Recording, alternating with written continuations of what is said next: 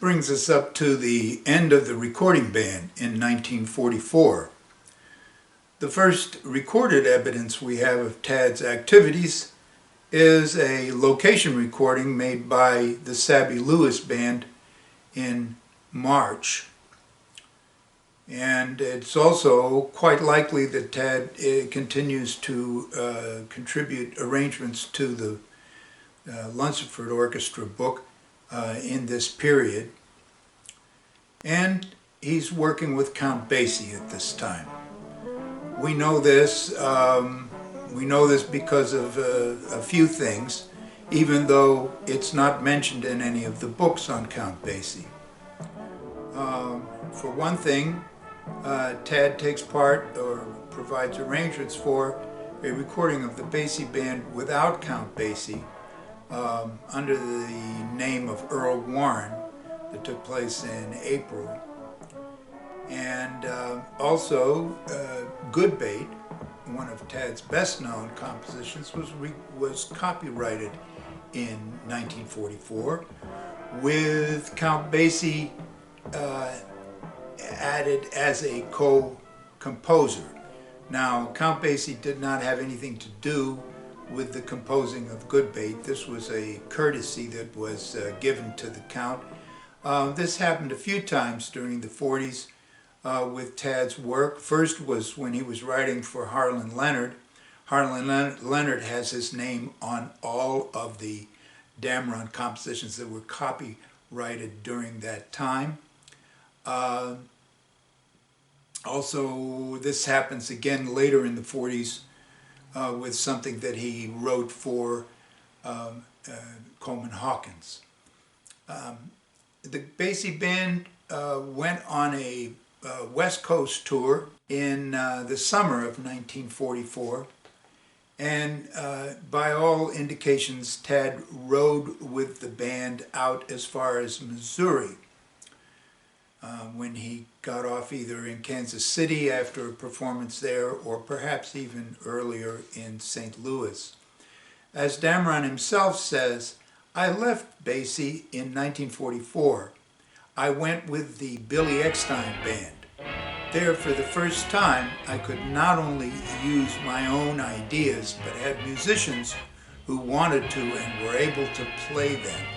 And indeed, that early Billy Eckstine Band included Charlie Parker and Dizzy Gillespie and Lucky Thompson. The very young Charlie Rouse was in the band. Art Blakey was in the drum chair and would remain there for the entire life of the band. And it was in St. Louis that Tadd led a team of Eckstine, Gillespie, and Jerry Valentine in creating the tone, the sound of the Billy Eckstine Band, which is recognized as the first bebop or modern jazz big band. And of course others would follow suit in fairly short order, but this was 1944 and they were the first.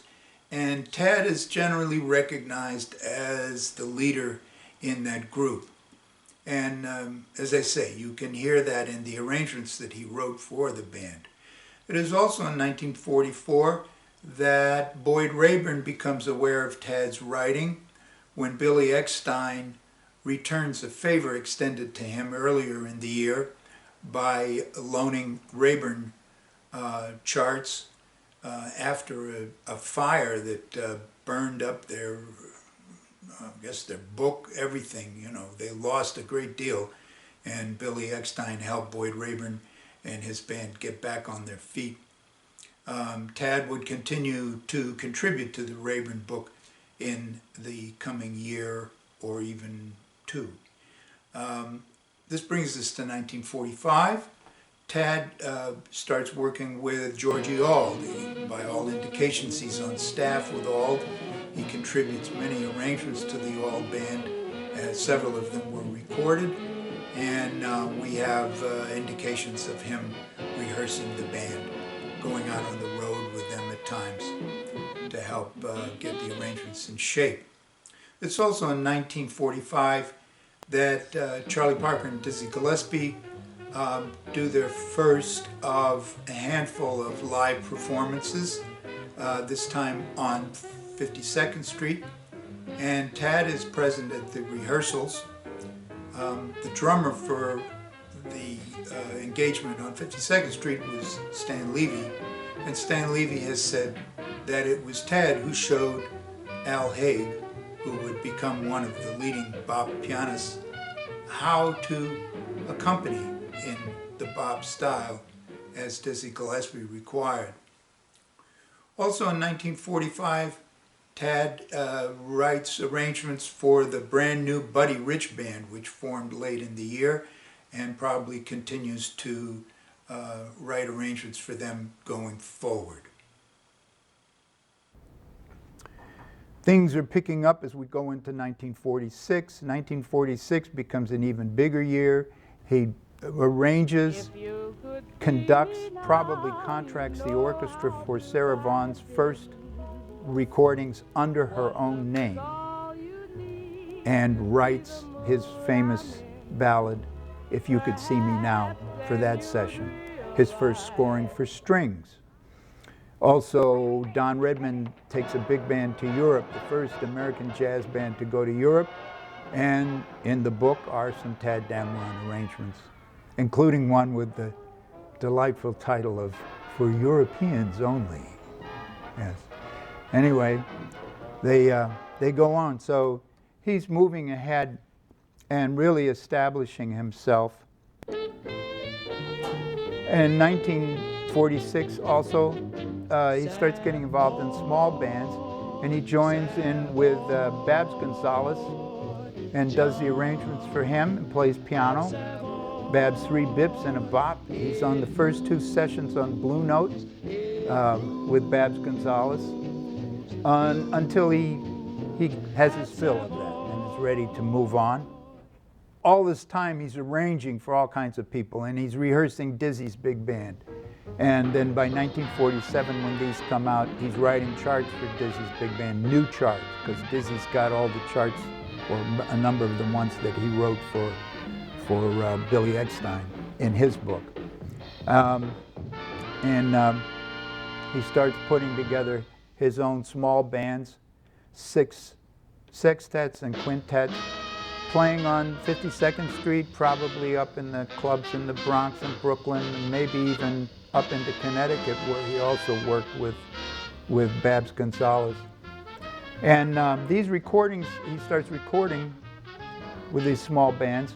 They make, they're very important. They catch the ear of the young Horace Silver, and Horace maintained to me and to others that these were great inspiration for him, this whole idea of really arranging for the small band and arranging in a modern jazz way.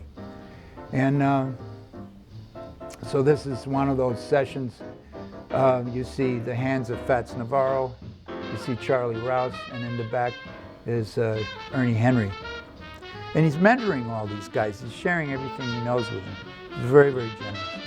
And so this goes on, and the Royal Roost opens up, and from the beginning of the Royal Roost into the late summer, early fall, he's generally doing the opening act. He's kind of the house band there, up until about October or so. So he's doing all of this, and also at this time he's involved in the brainstorming sessions for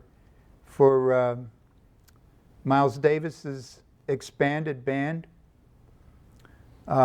He's another one hanging out there in Gil Evans' basement, talking with all of them, and that leads to his recordings, his first recordings for Little Big Band, which happened in 1949 for Capitol, and which I maintain should be included under the rubric of Birth of the Cool, which wasn't added to those Miles Davis recordings until later anyway.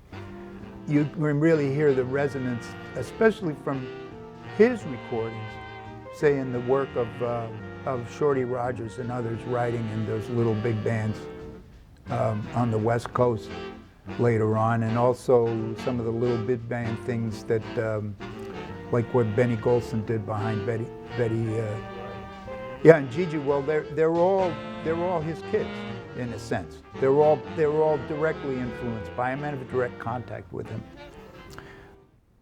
Okay, so 1949, he and Miles is now graduated from being a mentee to being a colleague. They co-lead a quintet in Paris at the Paris International Jazz Festival, 1949. Here we see Tadd backstage with Al Haig, Bernard Peffer, and the English pianist Steve Race, sharing what he knows. That's what he does. As Benny Golson said, he's an open book. And he goes, after this, he goes to spend 6 weeks in England, where he made such an impression that the English musicians continued to adore him. Those are not old enough to remember right up into this day. He's still very highly regarded. Wrote some charts for a number of bands, but particularly Ted Heath, who recorded the arrangements that he wrote for him. Also wrote for Hubert Fol and others in France and so on. He had spent a busy couple of months there.